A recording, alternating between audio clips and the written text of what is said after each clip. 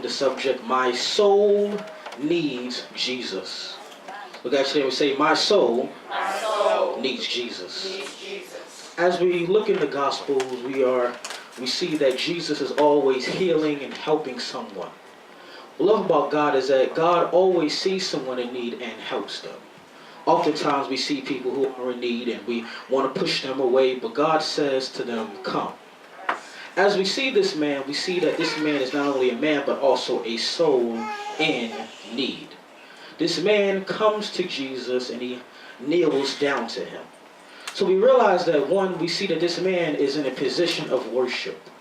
As he is here positioned in worship, he looks to Jesus for a solution. Now, we look in Mark's Gospel. Mark's Gospel presents Jesus as the miracle worker and healer. And we realize this man was looking for a solution. Oftentimes we look to everyone else, but this man goes to the right person. We realize that this man was looking for Jesus. You see, I'm so glad that when I was going through my issues, when I was going through things, I was looking for Jesus. Oftentimes people look everywhere else, but we have to look to the Lord. This man is a soul in need. And this man comes to Jesus and he puts a demand on him. And he says, if you are willing. Now, we realize that this man comes to Jesus and has a demand. He's demanding that Jesus heals him. Now, we realize that this man was begging and also demanding. Why was he demanding? Because he heard that this man named Jesus was healing the sick and was raising the dead. And he said, if he can heal them, he can heal me. This man comes to Jesus and he says, if you are willing, make me clean. Now, why is this very crazy? Because this man had leprosy. This leprosy showed that he was nasty. He could not come in the area of Jewish leaders. He could not come to them because he was found unclean. You see, but many people saw this man as a problem, but didn't see him as a person. Oftentimes we have labels on people. This person is a liar. This person steals. But yet we realize that we don't know this man's name because he has his issue as his name. You see, but what I love about God is that he does not see me as an issue. He sees me as a person. So we realize that this man comes to Jesus with his issues and his problems. But yet Jesus looks at him not with pity, but the word says compassion. What is this word compassion? Compassion is a word that means love. He looks at him in a loving spirit. Jesus sees this man and says, okay, I'm looking at you in love. I'm not looking at you with disgust. Society may say you're nasty. Friends may say you're nasty. Friends may say it. But I'm going to see you as a person in need. And as this man is here, Jesus looks at him and he says, help me right now. And Jesus reached out and touched him. The reason why this looked crazy because Jesus was a Jewish leader, and Jewish leaders were not supposed to touch the unclean. But see, I love about God is that he is a rule breaker. He said, it does not matter. I see someone in need. So he sees me in need and he puts out his hand to me. And then he touches me and heals me. You see, the miracle was not that he healed him. The miracle was that Jesus touched him and spent time with him. I love God that he spends time with me. He sees that I'm in need and he shows me love. He shows me compassion. He shows me care. And he gave me water to drink. He gave me food to eat. And he provided for me in my time of need. So we realize that Jesus said to him, be clean. And as he cleanses him, the miracle shows that now this man is clean. So as he's clean, we realize that this is a turning around for this man. So this soul is looking for Jesus, and we understand that this soul has now been cleansed by God. Now, we realize that we've been hearing about the soul. What is this word soul? The soul is the inner life. You see, we realize that many times we look at the outer life, our accomplishments and our reputation, what we've earned and what we have. But it is very important to look at the soul. The soul needs care. The soul needs help. And the only person that can help your soul is Jesus Christ. We realize in Scripture says, what profit a man to gain the whole world but lose his soul? I don't care how nice that person looks. They're not important to lose your soul. It doesn't matter how big that house is. You cannot lose your soul. Your soul needs care. So Jesus is here and he looks at this man and says, okay, your soul needs help. And we realized that this man has been looking for doctors, and those doctors of that time probably said, okay, you're going to be healed one day, we don't know. And they kept giving him a bunch of assumptions. But when he comes to the solution of the person that created the soul, we realize that in Genesis, Adam was the soul that was breathed the breath of God into him. So he realized that I need a man that can help me out. I realized one day my friend was telling me about how he had his Benz was having trouble, and he kept going to different car people and they could not fix them. And I said, okay, how did you get it fixed? And until I went to the manufacturer, then it was able to be fixed. I'm so glad that when I'm in disrepair, when I'm messed up and I don't know where to go, my manufacturer can come and fix the problem. So we realize that the leprosy has disappeared, and now Jesus gives him a command. And he realized, he tells them, don't tell anyone about this. He said, instead, go to the priest. Now, the reason why Jesus was saying this because he was following the Levitical law and the law of Moses. And Moses was saying how leprosy was unclean, so they have to clean you and also give you a stamp of approval to show that you are clean. You see, but when God touches you, you are already clean. You don't have to have people to verify. You don't have to have other people tell you who you are. God is the only one that makes you and do things for you. So he says to him, go tell the priest.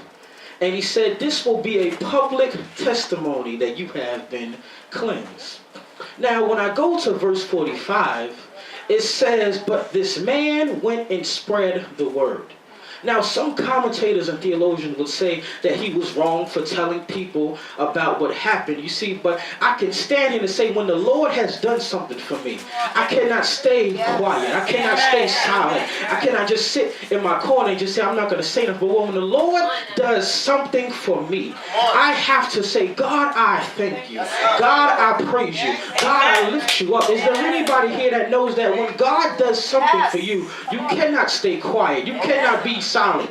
You cannot allow people to tell you don't say anything. So when I come to church this morning, when I come and see the house of the Lord, when I see all of us come together, we have to give him worship. We have to give him praise. Is there anybody here that knows that when God gives you a word, when God touches your life, you have to tell everyone about what the Lord has done for you? This man has a testimony. What is a testimony? A testimony is when you can stand and say, the Lord has done this for me. When my money was low, he provided for me. When people was acting up, he gave them act right. When people was doing wrong, he took them aside. God knows how to turn our lives around. This soul was looking for someone. This man was looking, but he found his solution.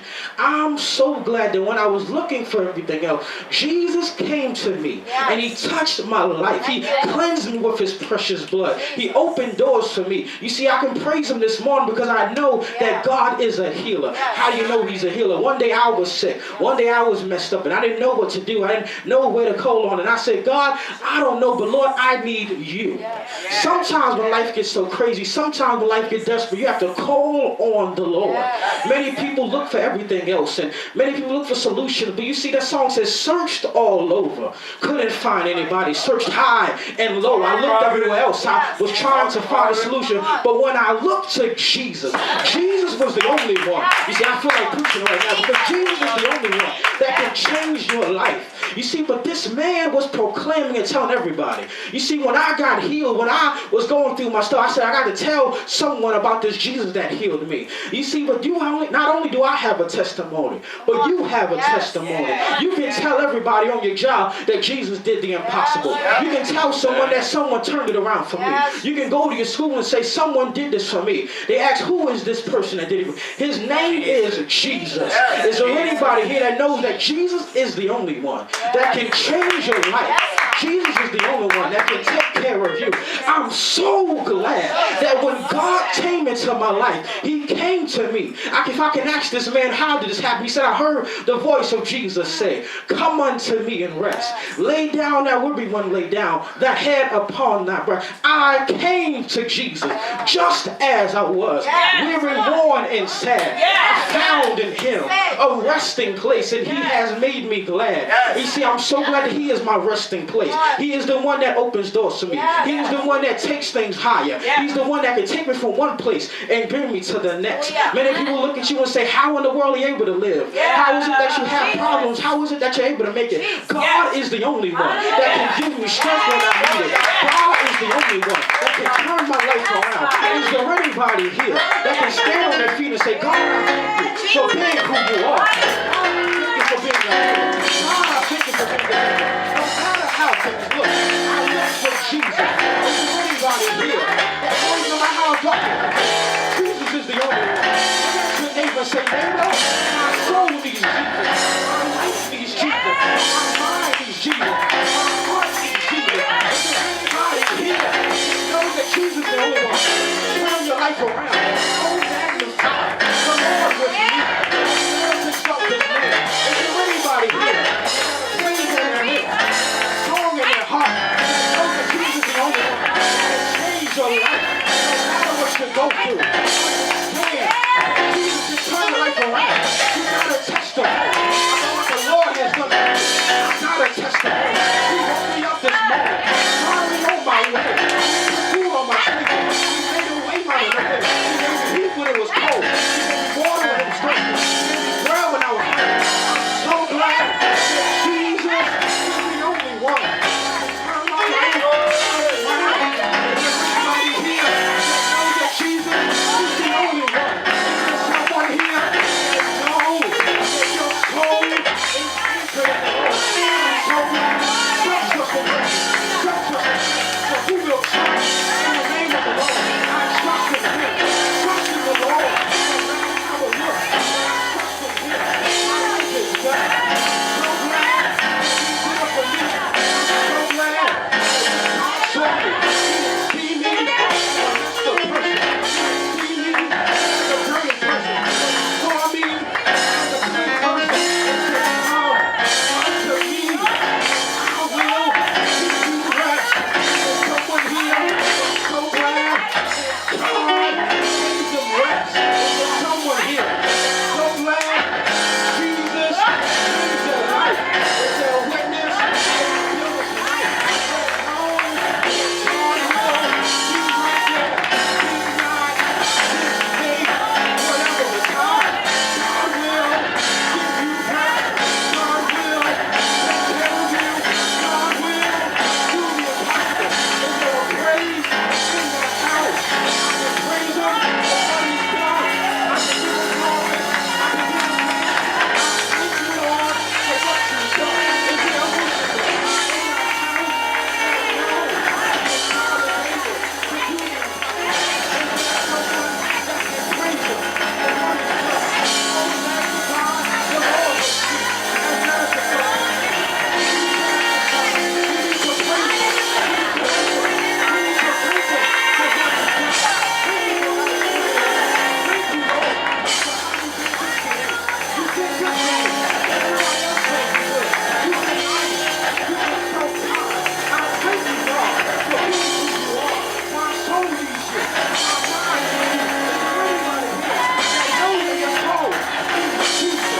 Is there someone here that knows that the power comes in the room? Your life is better. In Jesus' name, it's healing the life. The power is able to heal the life. He's able to heal your heart. He's able to heal your spirit. Is there someone here that can say, God, I thank you for healing my life. God, I thank you for fixing my life. God, I thank you for turning everything around.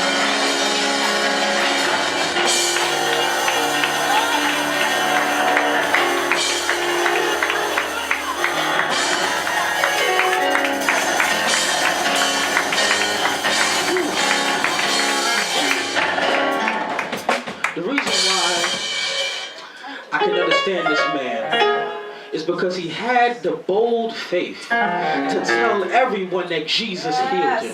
You see, I got a testimony. Then after this, we can get to shouting because I feel a praise. You see, a few weeks ago, I went to the doctor. Now, everybody know in August I was not feeling well, and I was kind of not feeling well. But when the woman told me, she said, okay, we're looking at your charts, and we're realizing that something has happened. I said, okay, I don't know what's about to happen, what she's about to say to me. And she said, when you came into the doctor's office in August, your A1C level was 15. If anybody knows that, that is death right there. But when I looked, she said it dropped. I said, okay, how did it drop? She said, it dropped 6 points. I said, 6 points. She said, it went from a 15 down to a 9. And I looked around, I said, what do you mean by that? She said, it went from one level to the next.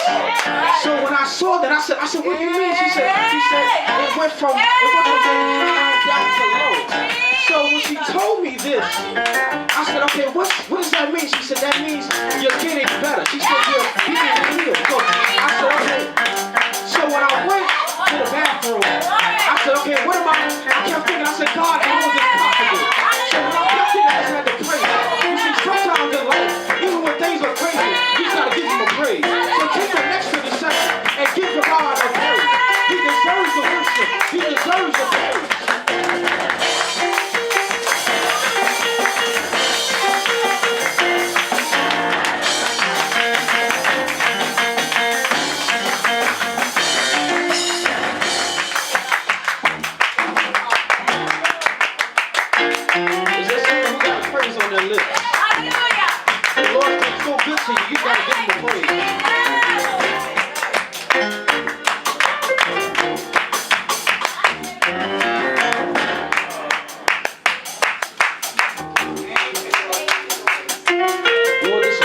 Say thank you. We worship you. We give you the glory. We give you the honor. We realize that our soul needs you. Our soul cries out to you. Our soul looks to you. You are the one that can change our life.